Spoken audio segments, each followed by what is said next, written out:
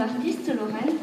Comme beaucoup de toreros, vous avez choisi un nom de piste, et ce n'est évidemment pas un hasard, tellement la matière, la matrice, la force motrice de l'art tauromachique participe à l'invention de votre travail depuis maintenant de nombreuses années. Vous êtes pourtant né bien loin des Ruedos, des canicules andalouses. Vous êtes né en effet à Paris, mais très vite, après des études de dessin et d'art plastique, vous êtes parti pour l'École nationale de tauromachie de Madrid. À la suite d'une blessure en 82, vous avez choisi la peinture et l'Andalousie. Vous suivez alors les cours de l'École des arts et métiers de Séville, devenez le dessinateur de revues spécialisées en Espagne et collaborez à de nombreuses expositions collectives et personnelles. La tauromachie est un de vos sujets centraux, comme un alibi pour vous confronter à la limite, aux limites pour les explorer, les réinventer, les questionner, les bousculer. Vous avez participé à de nombreuses expositions en France, en Espagne, en Amérique du Sud, qui remportent toujours un vif succès. À Dax, on vous connaît très bien et on apprécie à la fois votre goût radical pour la chose taurine et votre démarche tout engagée dans l'art contemporain. De vous, on sait toutes les expériences menées avec audace, comme cette réclusion de 3 jours avec un taureau il y a plusieurs années à Vic, simplement séparé de lui par un verre blindé. Comme ces techniques qui ont sollicité la photographie, les lambeaux de costumes, de lumière, des bourladeros, les planches d'arène, des moulages, 1000 autres choses encore.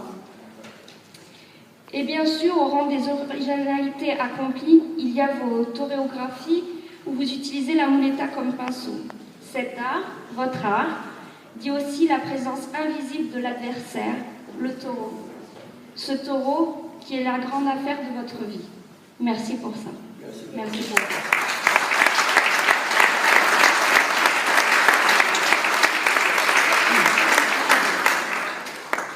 Bonsoir, je suis ravi de revenir à Dax.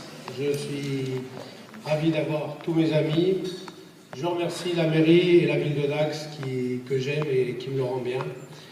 Cela fait maintenant 5 ans, je pense, 4 ans que je ne suis pas revenu. La dernière fois, j'ai exposé dans un petit magasin assez sympa, chez Elodie. Voilà. Donc cet espace est merveilleux, il se prête tout à fait à l'art contemporain. Donc je tiens à remercier tous mes amis, évidemment le CTJA, Jean-Claude Delino qui a été l'artifice de cette exposition, ma famille, ma belle famille, mon frère, ma compagne, mon fils, le matador Mathieu qui a triomphé hier à Villeneuve-de-Marsan et en général tous mes amis de Dax. Voilà, donc depuis que je n'étais pas revenu à Dax, il s'est passé dans ma vie un changement. J'ai été sollicité pour les arènes d'Arles, après Christian Lacroix, Viala et Lucien Clerc, pour faire une scénographie donc, de 2 heures éphémère pour la corrida goyesque, ces arènes romaines. Et au lieu de m'intéresser au sable qui disparaît après la Lydia du 12e ou 3e taureau, j'ai décidé de m'intéresser aux planches, ces fameuses planches qui m'ont toujours passionné et qui m'ont donné toujours tellement de peine au moment où on les brûlait en fin de saison. J'ai toujours travaillé sur des bourladeros, des faux bourladeros, mais là je dispose de vrais bourladeros. Et je dispose d'un collaborateur extraordinaire qui est le taureau. Le taureau a le dernier mot sur les tableaux vivants, le taureau tape et laisse la dernière trace sur les tableaux. Donc, vous avez, par exemple, là, les bourladeros de l'année dernière, de la corrida picassienne, parce que j'habite Malaga. Donc, il s'est passé aussi autre chose dans ma vie. Étant parisien et arrivant à Malaga, il y a eu un chemin croisé avec le maestro Picasso qui m'a pas mal servi. Ça fait 4 ans de suite que l'empresa de Malaga donc me demande de m'occuper pour mon histoire et pour ce symbole de la corrida picassienne. Donc voilà, les bourladeros de la picassienne. Là-bas, vous avez les bourladeros en métal qui sont assez abîmés de la première corrida goyesque que j'ai réalisée à Arles. Et là, vous avez une pièce qui est en train de voler, qui est celle de la corrida de goyesque de Saint-Sevé avec les Victorinos l'année dernière. Donc vous remarquerez que le taureau est en position horizontale. c'est-à-dire que ça correspond avec la photo qui est juste en dessous sur le pilier, où on voit le Vittorino en train de lever le Borladero, qui est monté très très haut et qui a fait très peur à tout le monde. Voilà, alors après, les toréographies, évidemment, importantissime dans mon œuvre, laisser la trace, archiver la trace des toreros pour les jeunes générations. La calligraphie du torero, c'est beau, c'est la forme idéale puisque c'est la forme du torero à la bonne taille et derrière, la corrida est tout de suite reconnaissable par les couleurs ou par la forme la façon dont je les agence. Ah, la corrida de Caceres, la corrida de tel endroit, tel endroit. Voilà, après évidemment le Minotaure, mon Minotaure, Marisquero à Vic-Fezensac pour ceux qui y étaient. 60 heures avec lui dans un chiquero, dans l'obscurité, puis s'est créé un lien assez terrible, parce qu'on n'a pas réussi avec Socato à l'indultar, à lui pardonner la vie. Malheureusement, les services vétérinaires m'ont obligé à le tuer, donc il a pris une rafale de mitraillette dans la tête. Je l'ai toujours en balle taxidermisé entier chez moi, dans mon atelier de Séville. Voilà, donc ce Minotaure est là, il est présent.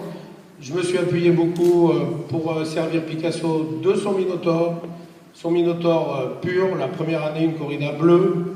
La deuxième année, le Minotaure avec les femmes. Et cette année, le Minotaure aveugle, puisque pour mon histoire personnelle, mon père était aveugle de guerre.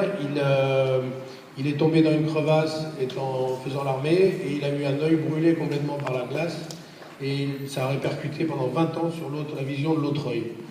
Donc l'exposition qui est en cours en ce moment à Malaga, à la Députation, au Conseil Général, dure jusqu'à fin août. Donc elle sera décrochée la veille de la corrida picassienne, installer les bourladeros et les planches dans les arènes. Ce sont des collages de costumes de lumière qui me tiennent beaucoup à cœur aussi. Et surtout une exposition qui rappelle celle des nouveaux réalistes, Prière de toucher, qui s'était faite en 1947 à Paris. Donc j'invite les gens à toucher les tableaux, comme du braille, du papier blanc, comme la neige qui a brûlé les yeux de papa. Voilà, donc c'est intéressant, les taureaux auront le dernier mot, évidemment, c'est une corrida de 8 taureaux qui sera télévisée sur Canal+, donc pour les gens qui sont aficionados, ils pourront la voir le 17 août ici en France. Et je ne cache pas mon émotion, c'est vraiment un travail intéressant et très personnel. Voilà, bah écoutez, merci à tous. Merci, mon petit Léo, de m'avoir aidé toute la journée. Et puis, bah écoutez, j'espère que les fêtes d'Audac vont bien se passer. On est dans une époque difficile. Très difficile, même pour nous, taurins, qui aimons la liberté et la tolérance. J'espère que tout se passera bien. Vive Dax et vive la feria de Dax.